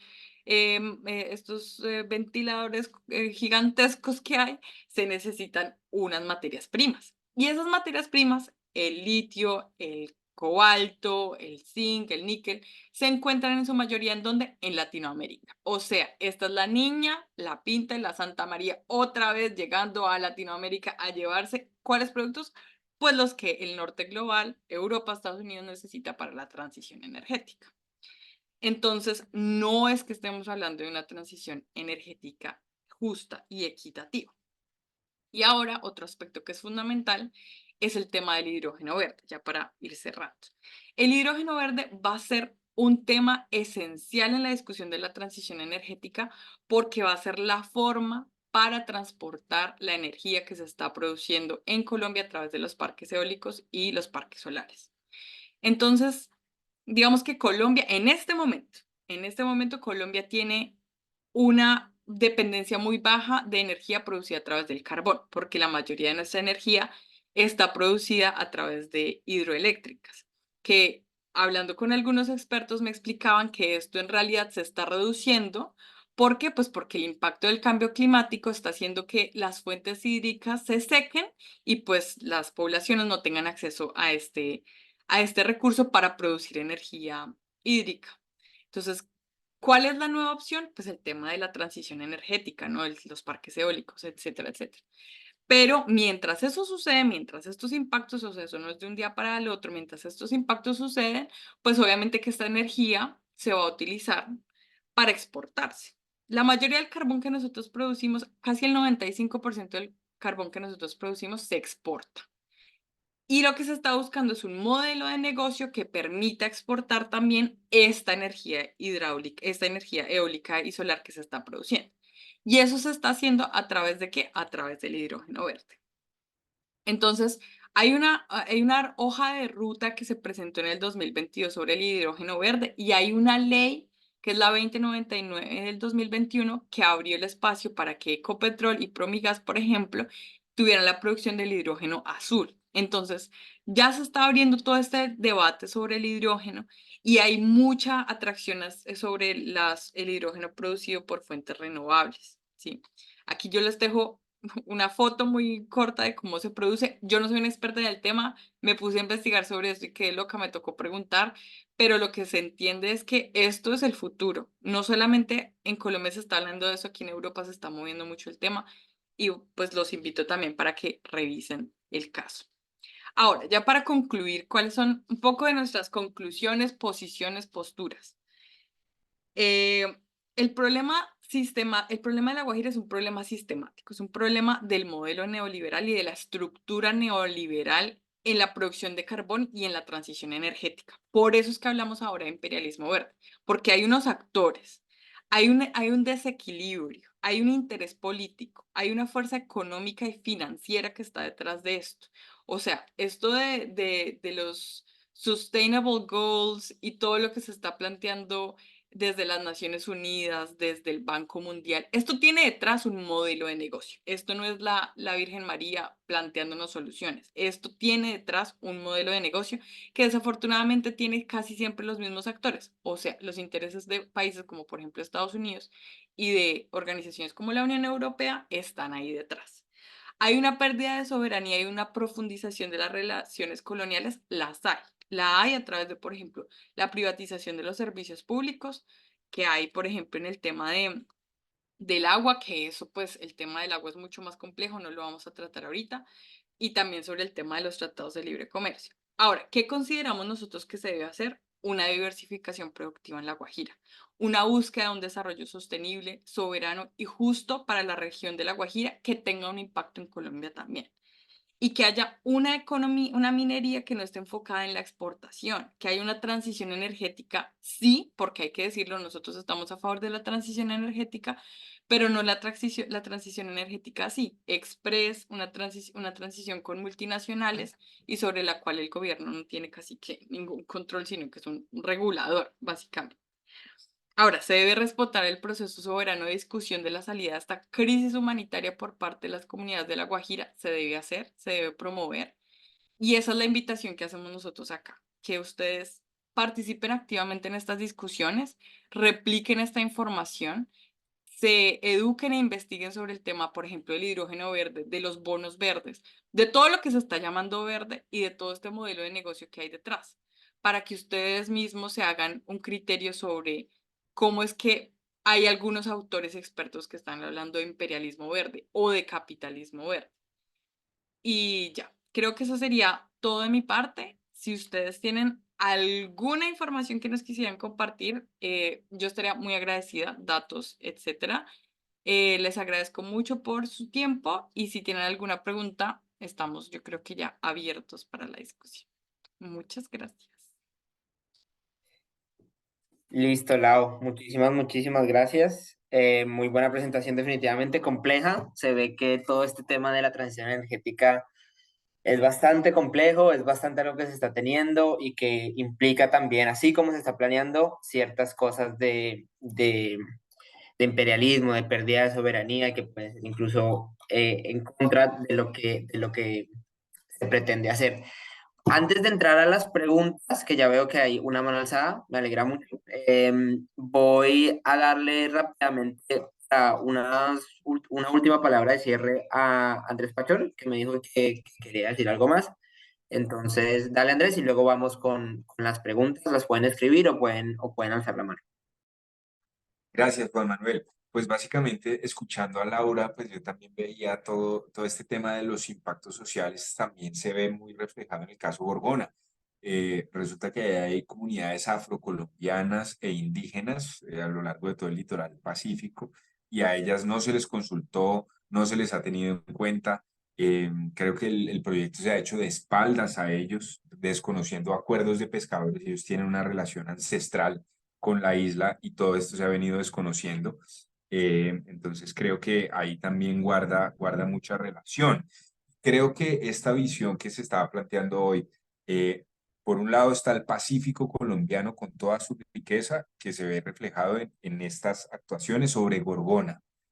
Arriba en el Caribe, entonces tenemos esa costa, toda la riqueza en términos de sol y de viento, que también es rica en carbón y cómo se ha venido explotando y ahora se está planeando como una nueva forma casi que de saqueo, ¿no? O sea, es replicar lo que decía Laura, es replicar el saqueo del carbón, pero ahora ya se llevaron el carbón y el petróleo y ahora quieren es llevarse nuestra agua y nuestro sol, ¿cierto? Que es como replicar el modelo.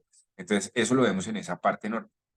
También la amenaza sobre los páramos. Colombia es un lugar repleto de páramos, lleno de páramos, y la amenaza pues todavía ahí continúa latente. Se ha originado un gran movimiento en defensa de los páramos. Lo de Páramo de Santurbán creo que es un gran ejemplo de eso.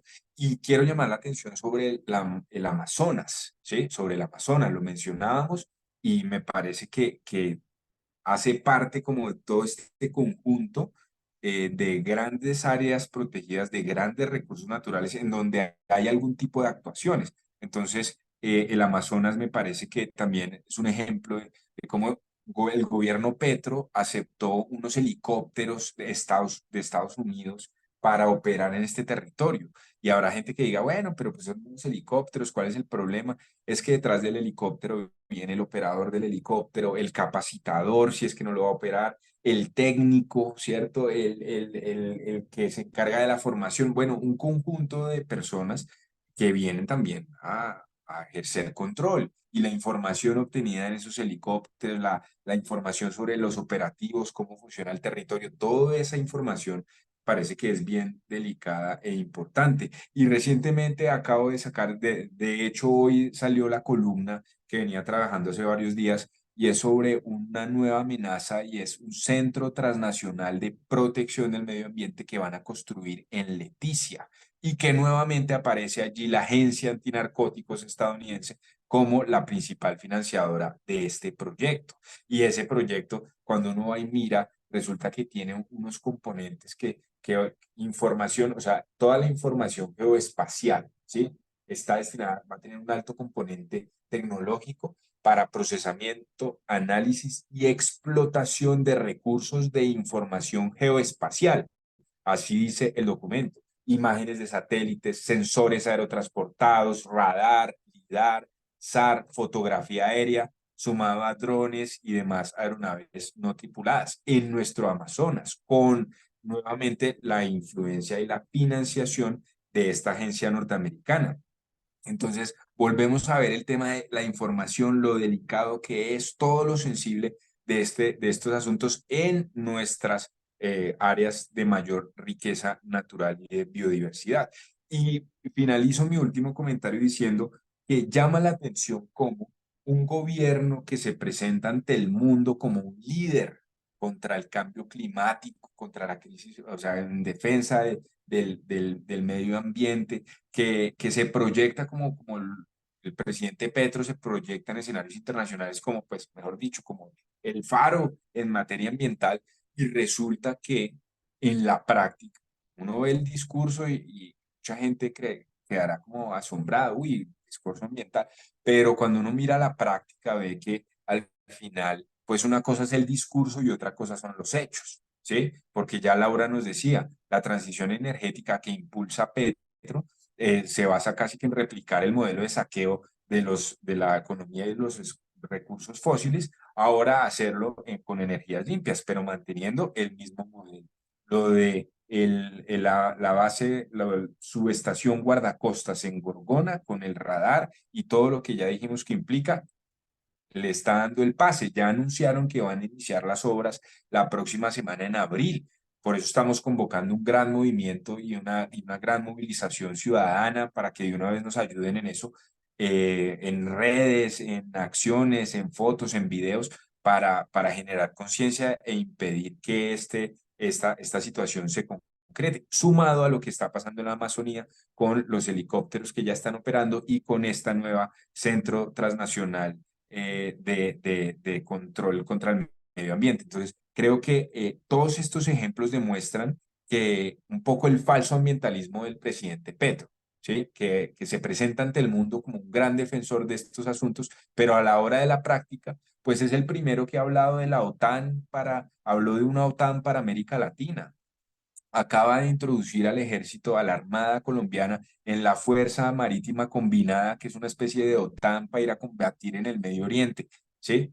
Fuera de eso, pues es el presidente que más ha reunido con la general Laura Richardson y con todos los grandes, los altos directivos del gobierno estadounidense, ¿sí? Sumaba que también es el que ha propuesto e insistido en la idea original que es de Biden, del gobierno norteamericano, la ha presentado como si fuera una idea propia y ha dicho pues que quiere apostarle a todo el canje de deuda y acción climática por deuda, ¿sí? Pero con todas las implicaciones que eso tiene detrás. Entonces yo quiero terminar diciendo que aquí es muy importante ver los hechos, que tenemos un inventario de acciones, de prácticas, ¿sí? De decisiones concretas del gobierno Petro que desdicen o van en contravía de su discurso. Entonces, creo que tenemos elementos suficientes para dudar del ambientalismo de Petro y de su ministra Susana Muhammad, que se han presentado como los grandes defensores del medio ambiente y quienes van a adelantar en Colombia en el mes de octubre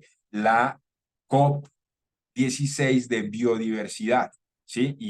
Pues llamar la atención sobre la defensa de la vida. Pues el logo de Colombia y de este gobierno es potencia mundial de la vida. Y resulta que a la hora de la práctica, pues no le importa terminar afectando ecosistemas estratégicos como en el Pacífico. También se han presentado como que van a escuchar a las comunidades y ya vemos como lo que se planean son licencias express para que no haya consulta real, para que no se tengan en cuenta las comunidades. En Gorgona no se tuvieron en cuenta las comunidades. Ninguna de estas decisiones sobre la Amazonía se ha consultado pues a las comunidades indígenas. Entonces, termina siendo mucho discurso, pero a la hora del té termina siendo un falso ambientalismo y un falso cambio en estos asuntos. Entonces, me parece fundamental terminar señalando eso y llamando también a la gente a la acción, todas las personas que hoy nos acompañan, las que nos vean, invitarlos a que nos sigan en las redes sociales del comité, @comité Gorgona, todas las redes sociales en Facebook, en YouTube, en Instagram, en Twitter, bueno, en todas las redes sociales, invitarlos a que nos ayuden porque esta es una causa que nos toca defender a todos los colombianos y a todos los que están aquí y a los que están allá. No es solo Gorgona, es Colombia, son sus áreas protegidas, ya vemos que todo está conectado y que hace parte de una amenaza general, casi que uno podría decir Latinoamérica entera estaría en esta, y el llamado es un poco a que nos movilicemos y a que hagamos acciones, activismo ambiental, a que hagamos twitteratones, miremos qué nos inventamos creativo, cultural, pacífico para poder denunciar todo esto y a ejercer e impedir que esto pase, visibilizarlo, que yo creo que si nos ganamos a la opinión pública, tenemos chance de evitar que esto se concrete. Listo, muchas gracias. Sí, como decías, creo que relaciona un poco con lo que mencionaba Nadia en el chat sobre cómo gobiernos de izquierda terminan obedeciendo también a este sistema neoliberal, imperialista, y que este discurso de transición energética termina cayendo en lo mismo. Bueno, entonces ya entramos a las preguntas. Veo tres manos alzadas. Yo digo que recolectemos las preguntas, si es directamente para Andrés o para Laura o en general. Díganlo, traten de ser concisos. Voy a decir de una vez, primero Ricardo, luego Marilu y luego Alejandro. Gracias, Juan. Andrés, Laura, gracias por la presentación y la exposición. Yo creo que que hay muchas claridades que probablemente mucha gente no tiene al respecto de Gorgona o el tema de La Guajira y los vínculos que hay en todo esto, que no son solamente las cosas que uno ve, sino de la política y la geopolítica. Y ahí va mi pregunta, específicamente, Andrés. Hay muchas personas que están viendo este tema de Gorgona y el debate lo están poniendo que si el muelle es de tantos metros, que si la lancha que va arriba va a llegar a dónde o si llega cerca o lejos. Es decir, hay muchas cuestiones técnicas que son claras que hay que tener en cuenta, pero muchas personas dicen que si está todo correcto y hecho a la medida y según la norma, etcétera, pues no habría ningún problema de tener esa base y ese radar.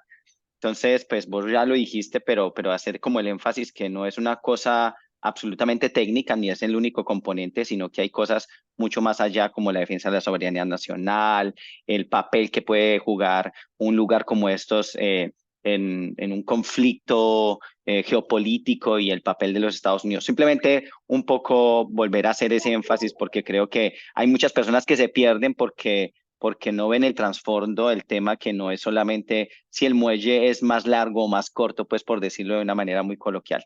Es eso nomás. Gracias, Andrés, y gracias, Laura. Bueno, entonces, Marilu, reunamos las Sí, preguntas y luego buenas respondemos. noches.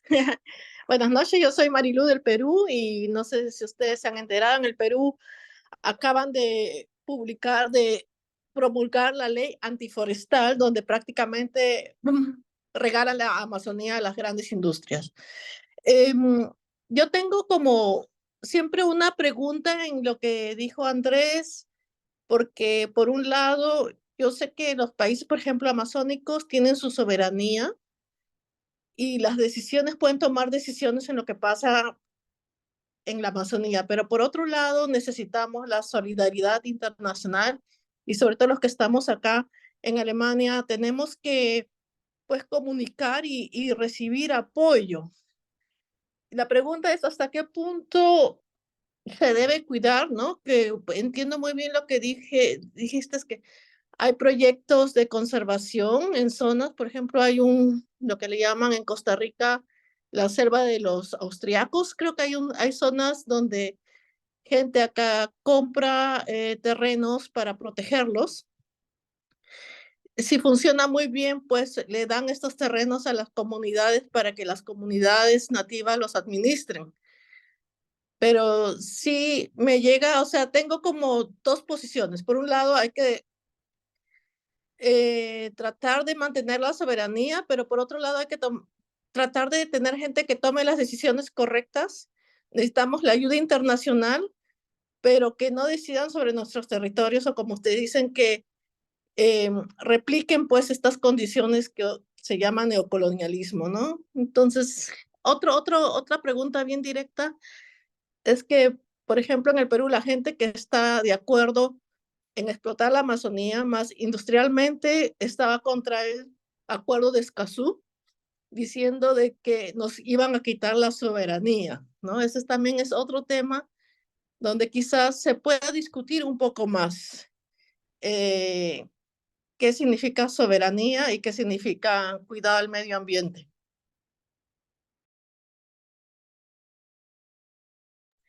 Listo, gracias, Marilu. Alejandro. Buenas, hola, me llamo Alejandro, también vivo en Alemania, vengo de Medellín. Eh, yo quería preguntarles, bueno, primero darles las gracias, estuvieron muy buenas las presentaciones, la verdad. Uno siempre que se mete en estos temas cada vez aprende más.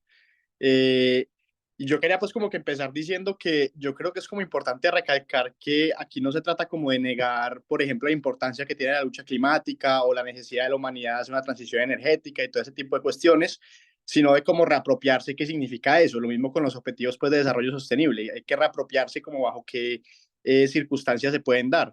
Porque a mí me parece pues, muy interesante como con la cuestión, digamos, de La Guajira, los mismos actores que encabezaron la lucha contra el Cerrejón, digamos el Comité Cívico por la Dignidad Guajira o Mujeres y Niñas Guayú, en este momento estar encabezando la lucha contra los parques eólicos, que entonces muestra mucho como qué tan diferente puede ser si se están creando como que las mismas contradicciones.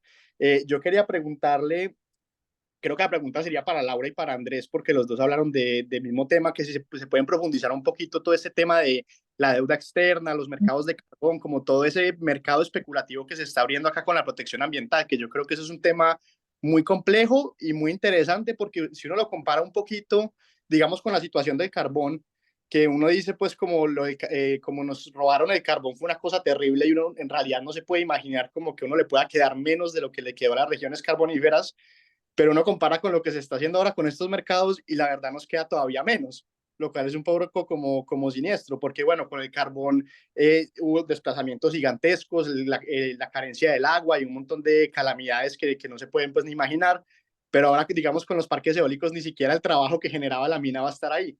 Y ni siquiera es como que se esté sacando mucho capital productivo, sino que más que todo pues está generando como estos mercados especulativos que son como puro capital falso con el que van a hacer negocios, pues fundaciones y todo eso que se dedican es a comercializar con deuda, pero entonces allá nosotros pues qué nos puede quedar.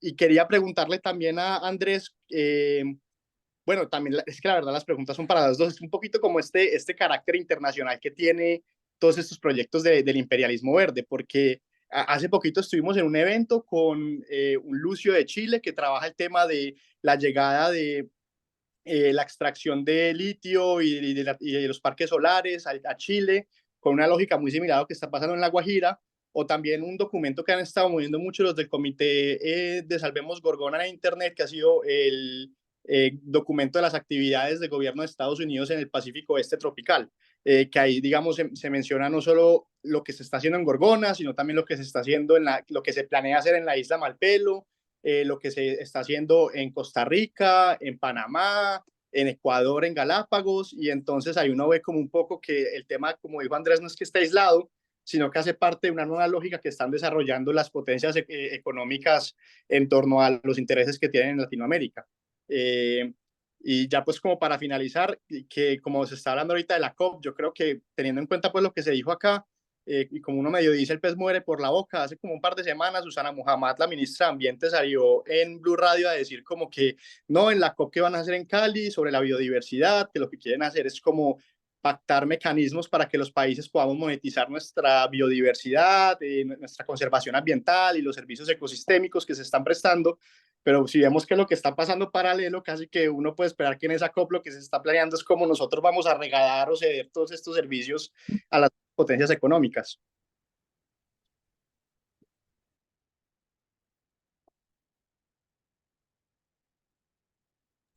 Ya, sí, listo, gracias Alejandro. Bueno, como vamos a ir bastantes preguntas, yo digo que entonces tomamos la última de Yoli, solo apuntando que Luz Estela escribe en el chat que no se puede seguir entregando el país ni nuestra soberanía. Muy bien, y entonces, Yoli, te doy la palabra, una última pregunta. Espero que Andrés y Laura estén anotando las preguntas porque yo no lo hice, entonces está bien. Sí, sí, Dale. sí, ahí estamos, ahí estamos. Un gran saludo a los dos panelistas, muchísimas gracias por esas buenas explicaciones.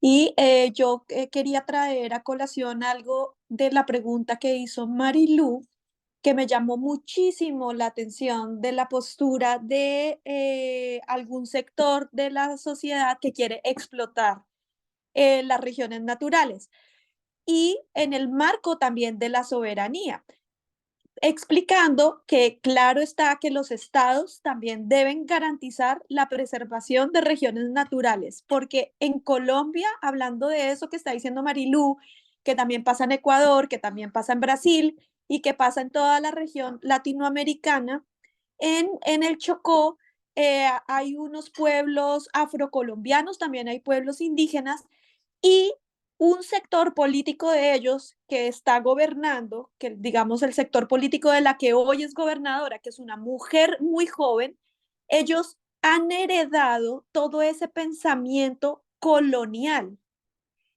Digamos, toda la estrategia que los españoles trazaron para, para esa blanquización de Colombia, para eliminar, digamos, en principio querían la raza africana e indígena, o sea, que ni siquiera las personas nos pareciéramos los mestizos o entre más se difundieran esos rasgos mejor, pero también su pensamiento, su cosmovisión.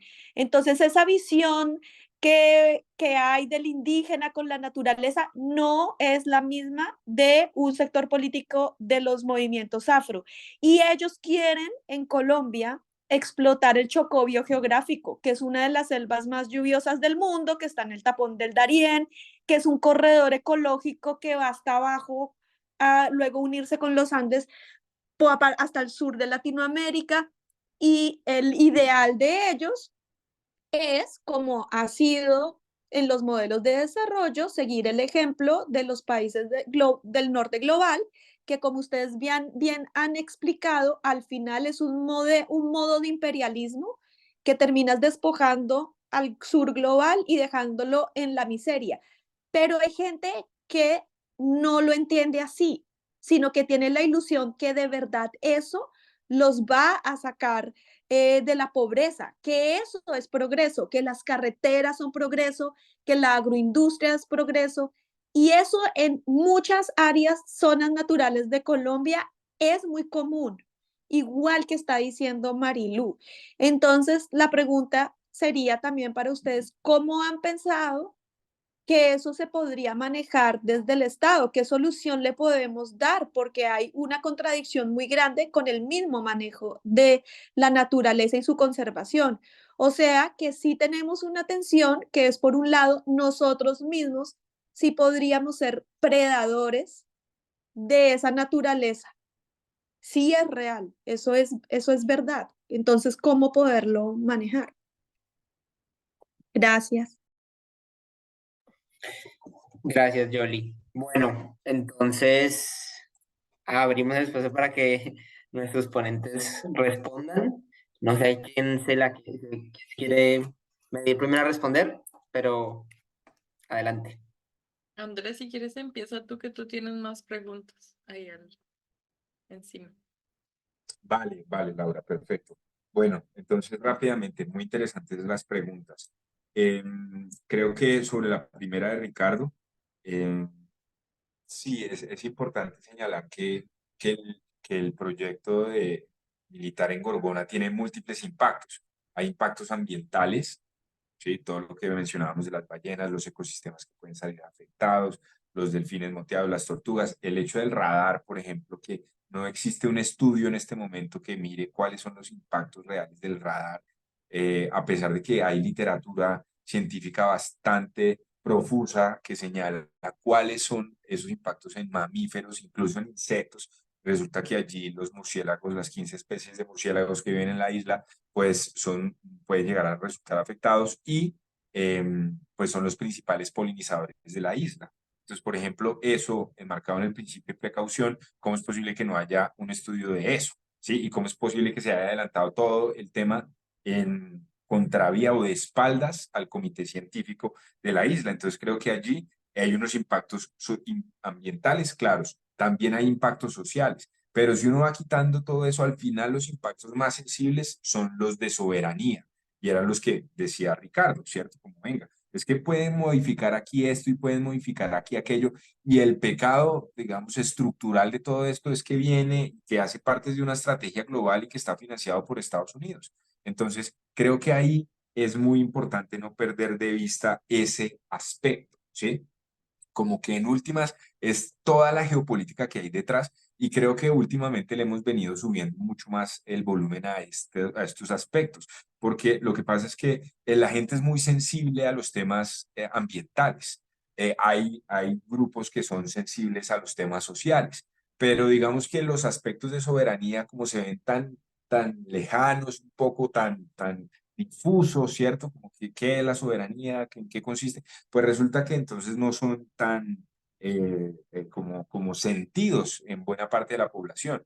Creo que lo que hemos venido descubriendo es que al final ese es la piedra angular de todo esto, ¿sí? Por supuesto que todos los impactos importan, pero los de soberanía son quizá los más delicados, sumados también a los ambientales y por supuesto a los sociales. Pero si uno le quita y le quita, y puede ser el mejor proyecto medioambientalmente sostenible, podrían hacer todas las consultas, pero al final eso no quita que es una estrategia para ejercer control por parte de una potencia sobre nuestros recursos naturales. Quítenle ese también y entonces ahí sí ya uno puede revisarlo, ¿cierto? Uno podría mirarlo, pero el asunto es que eso no se lo pueden quitar porque ya está hasta el alma. O sea, la plata de Estados Unidos y la estrategia de Estados Unidos en esto ya está metida, pero a fondo, entonces no lo pueden eliminar. Y también creo que ahí es importante ese debate de, bueno, ¿y para qué es que deben ser las áreas protegidas? ¿Sí? ¿Para qué es que deben estar esta isla tan maravillosa? ¿Para qué debe estar?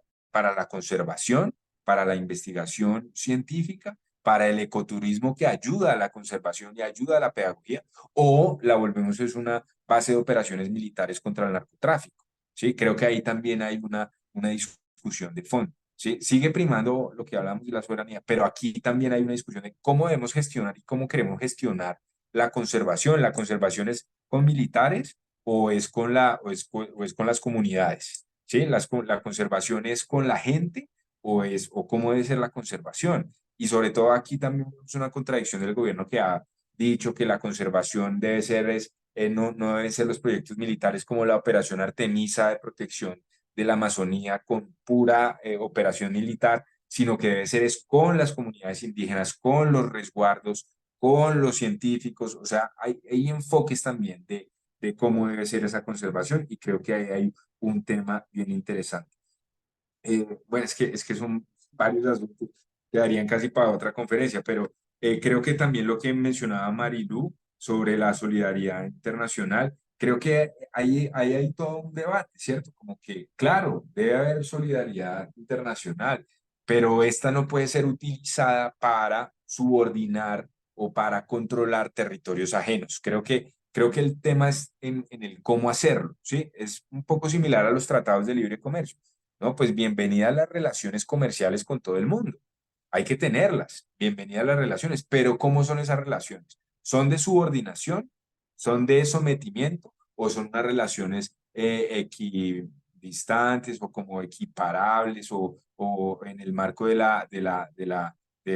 que sea algo proporcional? ¿Sí? ¿O son unas relaciones asimétricas de subordinación, de orden, ¿sí? Y entonces creo que ahí está el quid del asunto porque no se trata de negar toda cooperación, ¿no? Entonces queda prohibida la cooperación. No, tampoco creo que se trate de eso.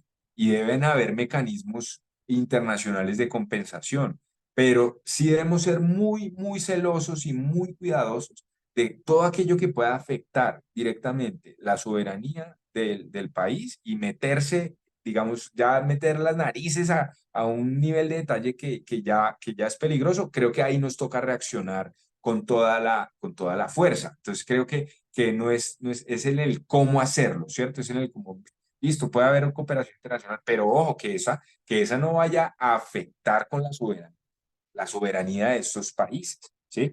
Y por supuesto que es un tema que vinculo con lo que decía Yolima, y es bueno, listo, esos países son soberanos y entonces aquí los están protegiendo, pero resulta que van a depredar el medio ambiente.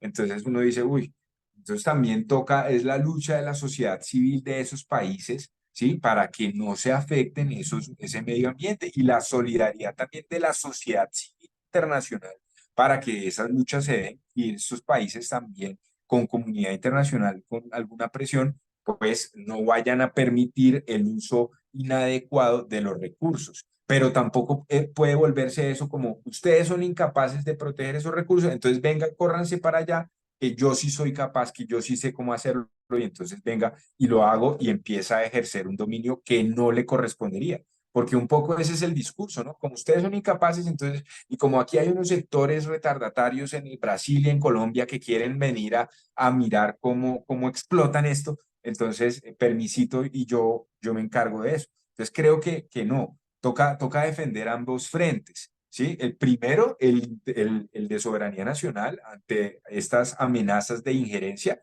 y es como unificarnos todos a decir, no, señores, estos son nuestros recursos y nos toca ver cómo los gestionamos de la mejor manera. Apóyenos, adecue, miremos qué cooperación hay y tal, y encontremos la mejor manera para que eso de ninguna forma se vaya a convertir en una inadecuada manera de subordinarnos o de ejercer injerencia inadecuada sobre estos asuntos. Y en lo interno, pues dar las peleas también y las luchas desde la sociedad civil organizada, con apoyo de comunidad internacional y de sociedad civil internacional, para evitar que dentro de los países se haga un uso inadecuado, ¿sí? Creo que lograr ese medio puede ser la clave para la justicia ambiental, pero también para la soberanía ambiental, que es un término que creo que es importante empezar a conversarlo. Y finalizaría una pregunta que hacía Alejandro, que también me parece bien interesante, y es, bueno, y estos bonos de carbono, y estos del Galápagos, y lo del triángulo,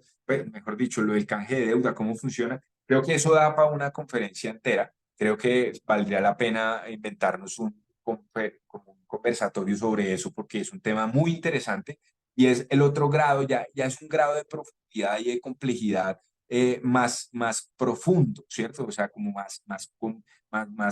más detallado. Pero yo podría darles rápidamente un par de ejemplos para tener en cuenta cómo funciona. Los bonos de carbono. Entonces, en la Amazonía se ha presentado muchos problemas, la Amazonía colombiana se han presentado muchos problemas con esto. Entonces, lo que dicen básicamente es, hacemos un inventario, usted, comunidad indígena, ¿cuántas hectáreas tiene su resguardo? Tiene 50.000 hectáreas, pongámosle una cifra cualquiera, ¿cierto? Tiene 20.000 hectáreas. Listo, y esas 20.000 hectáreas, entonces un ingeniero vaya, hace un cálculo y dice, mire, esas 20.000 hectáreas con tantos árboles, entonces por hectárea está capturando tanto carbono, entonces usted puede capturar tantas toneladas de carbono, X toneladas de carbono.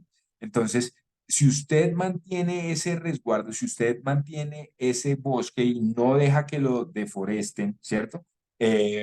O por el contrario, reforesta un poquito, pero su obligación es no dejar de la deforestación, entonces le vamos a dar una plata por eso. Y entonces llega una empresa de compañía como intermediaria y entonces hace un proyecto, origina un proyecto, los de la comunidad del resguardo firman entonces que ellos se comprometen a eso, se hace el cálculo de cuánto podría llegar a almacenar de carbono esa área, y entonces a partir de eso se emite como una especie de bono, ¿cierto? Como diciendo como, mire, esta gente está capturando, yo le di una plata por eso, entonces le doy una plata para que usted no explote, le doy una plata para que usted resguarde el territorio y no deje que lo deforeste, ¿cierto? Y entonces les llega a las comunidades, muchas veces les ha llegado una plata que nunca antes les había llegado, 1.000 millones, 2.000, 15.000 millones, pues claro, esas comunidades dicen como, wow, esto nos sirve, nos funciona, nos llega una plata.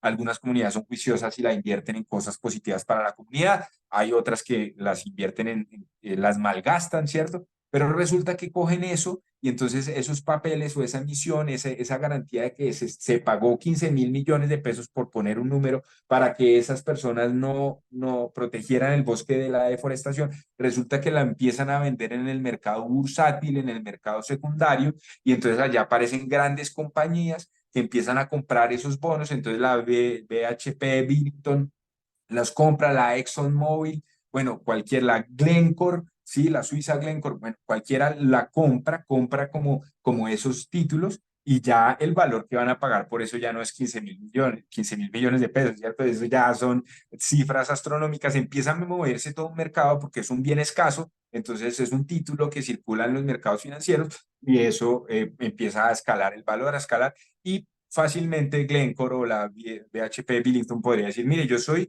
una empresa sostenible. ¿Y por qué? ¿Es que usted dejó de emitir carbono? No, es que mis emisiones de carbono son compensadas con los bonos que yo tengo de un bosque que están protegiendo. Entonces yo ya llego a una contabilidad cero, ¿cierto? Entonces, o cumplo con los estándares establecidos en las conferencias internacionales de que debo reducir mis emisiones. Resulta que no es que realmente las esté emitiendo, sino que termino es compensando una contabilidad ambiental y contabilidad como de carbono con los bonos que yo adquiero, y entonces yo puedo decir, yo soy súper sostenible, pero mire, fue a partir de un bono y no es que sea real, el bosque siempre estaba ahí, los indígenas están haciendo lo que siempre han hecho, pero empieza toda una especulación alrededor de eso. Y bueno, y del canje de deuda podríamos hablar de Galápagos y lo del triángulo de litio en estos países latinoamericanos. Creo que también es un ejemplo de cómo la transición energética, que ahora los carros van a funcionar entonces son eléctricos y para que funcionen eléctricos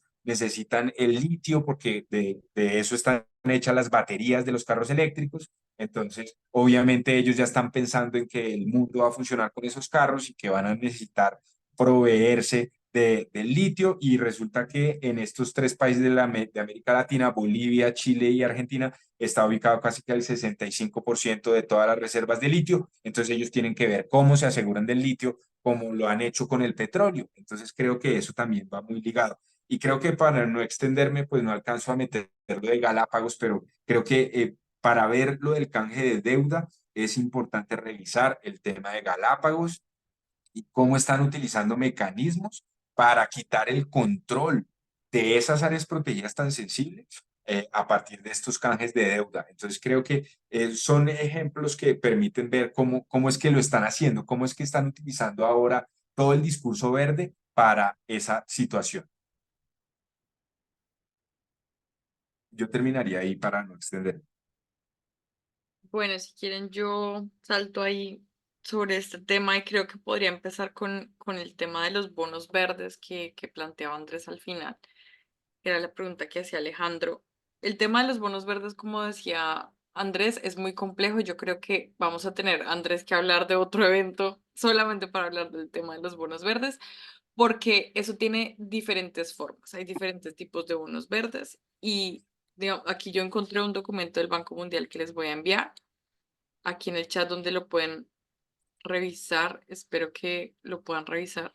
Donde ellos explican qué son los bonos verdes y para qué funcionan, pero es básicamente, los bonos verdes son un tipo de deuda, son un título que se puede canjear, es digamos como un contrato legal donde uno dice que hay un dinero endeudado y eso se puede vender y se puede comprar. Y pues eso llega a la bolsa de valores y como bien lo decía Andrés, eh, pues eso digamos que tiene un impacto porque eso va creciendo y creciendo y creciendo y ya finalmente uno pierde el rastro de esos bonos donde están.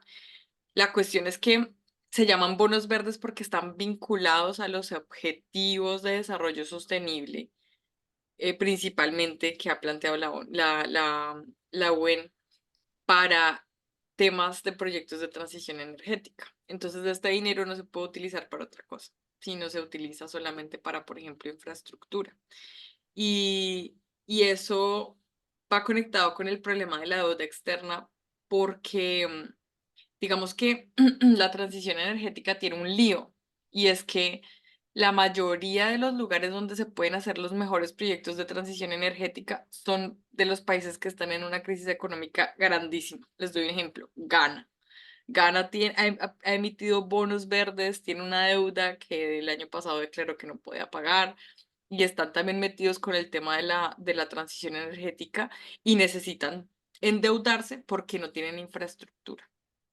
Porque para desarrollar la tecnología para la transición energética necesitamos billete. Y ese es un capital que Colombia, por ejemplo, no tiene. Y entonces el problema es que con una deuda que yo adquiero, pues se adquieren unas condiciones. Eso no es como que yo le presto la plata y haga lo que usted quiera. Eso ya lo sabemos nosotros por las deudas que hemos tenido con el Banco Mundial, donde se generan unas condiciones, por ejemplo, de que se cambie la edad para la edad de pensión, donde se cambie el sistema de salud, porque es que si yo le bajo un poquito acá y le reduzco un poquito acá, pues ahorro dinero para pagar esa deuda.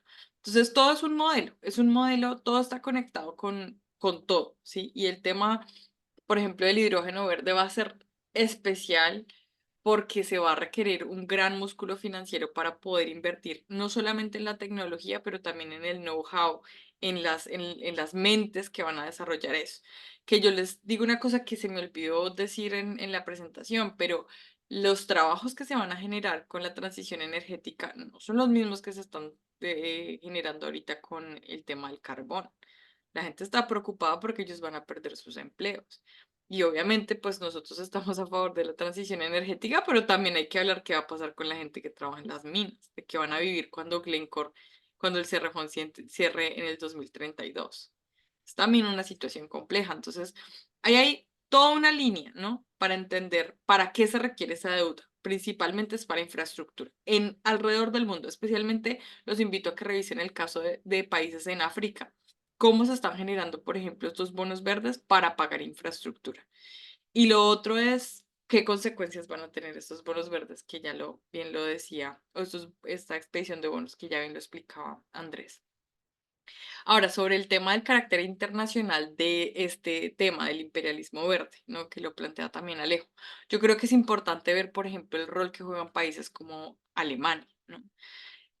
Nosotros lo venimos diciendo desde el año pasado, desde que la guerra en Ucrania empezó, Alemania ha tenido un problema energético gigante y lo están intentando tapar trayendo carbón de países como Colombia. Entonces, no podemos ver el tema de la transición energética como un caso particular de un país. Hay que ver también los agentes y las relaciones internacionales que se están generando, qué está haciendo China en materia tecnológica al respecto, qué está pasando con Rusia y con Ucrania y qué efecto va a tener eso en la Unión Europea y cómo eso va a complejizar el tema de la situación energética de la región y cómo entran países como Colombia, por ejemplo, a jugar un rol. En el 2020 la producción de carbón había bajado y tuvo un impacto también el tema del COVID, pero a partir del reinicio de la guerra con Ucrania, la producción de carbón incrementó un montón. Y uno de los 5 países donde más se envió o se exportó carbón fue Alemania, por ejemplo. Entonces, hay que conectar el tema del carácter internacional de esta discusión con las dinámicas sociopolíticas a nivel internacional. Eso no se puede perder de vista. Y termino con el tema de la pregunta que hacía Yolima sobre el manejo del Estado y la conservación de la naturaleza. Yo creo que estoy de acuerdo con lo que planteó Andrés sobre el apoyo de la sociedad civil, pero yo creo que también hay que hablar acerca de un cambio de modelo. Si nosotros no hablamos del modelo económico, no podemos hablar de cambio en el tema de la conservación de la naturaleza. Y adicional a eso, un cambio de modelo también requiere un cambio de las perspectivas y de los imaginarios que tiene una sociedad.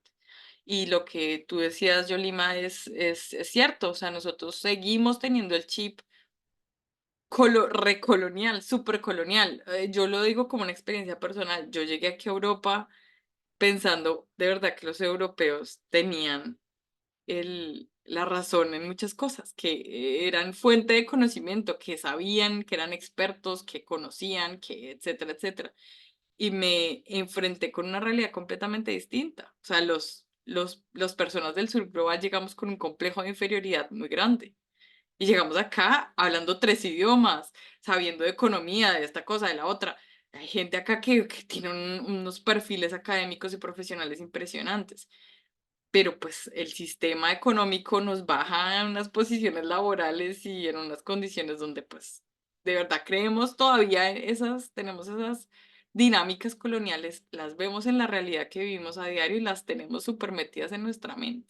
El blanco, ojiazul, de 2 metros es el que tiene la razón y nosotros somos los que tenemos que aprender.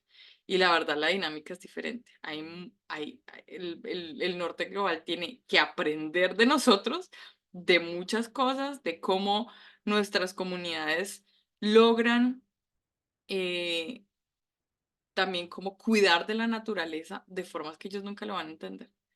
La conexión que tenemos nosotros con la naturaleza, que las personas que nos hemos criado en el campo, que hemos tenido estas experiencias, pues no se compara con una persona que ha vivido en la ciudad toda su vida, por ejemplo. Entonces, sí, creo que es un tema de modelo, cambio de modelo, pero también del cambio de mentalidad. Y eso empieza con uno, ¿no? También uno que consume intelectualmente y pues este es el debate, ¿no? Este es el tema del imperialismo verde es fundamental para entender también estas dinámicas sociales y políticas. Yo lo dejaría ahí solamente con una última invitación y es a que revisen esta información. Nosotros tenemos un podcast que ahí Juanma, me adelanto, hago la propaganda. Nosotros tenemos un podcast que sacamos que se llama El Norte del Sur. Tiene un primer episodio ya introductorio muy corto. Sacaremos los próximos episodios pronto, así que si ustedes están interesados en conocer un poco más acerca de este tema de La Guajira y de sus problemáticas y pues también del tema del imperialismo verde, pues escúchennos y muchas gracias por su tiempo. Y, exacto, bueno, muchas gracias Andrés, muchas gracias Laura, y muchas gracias a todos quienes participaron. Efectivamente tenemos un podcast, ahí en el chat mandé el link del podcast y como vimos definitivamente es un tema complejo, tan complejo como importante, por eso es que también queremos seguir haciendo este tipo de trabajo, seguir haciendo este tipo de difusión, por lo cual también en el chat mandamos un formulario para que puedan poner sus datos de contacto por si quieren, por si están interesados en seguir recibiendo información de los eventos, por si están interesados en de repente pertenecer a un grupo de difusión o por si quieren participar, para que se metan, para que lo llenen. Seguiremos entonces aquí trabajando estos temas. De nuevo, muchas gracias Andrés y muchas gracias a Laura. Y bueno, con esto podemos cerrar el evento de hoy. Buenas noches buenas noches a todos quienes estamos aquí en Alemania y buen resto de tarde para la gente que está desde Colombia.